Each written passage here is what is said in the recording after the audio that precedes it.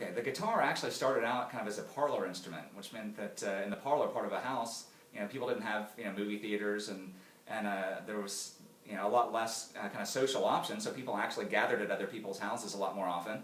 And when they did, they wanted to play things like guitar and piano, and it wasn't an instrument that was really taken that seriously. And a few things happened to change that.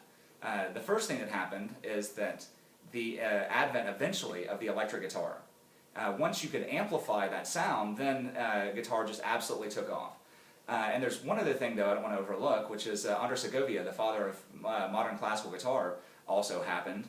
And he single-handedly put the classical guitar on the map internationally. It's just a phenomenal virtuoso classical guitar player. And then, so you have both of those traditions moving along, and then you have Chuck Berry really putting guitar on the map in a way like no one else ever has or could.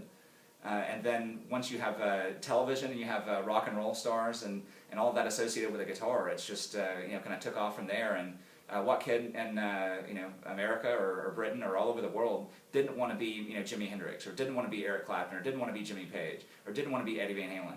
Because these guys were just amazing and amazingly cool. So there's kind of an interesting history to how this instrument went from just kind of entertaining a few people in a house to suddenly being one of the most dominant, if not the most dominant instrument on the planet.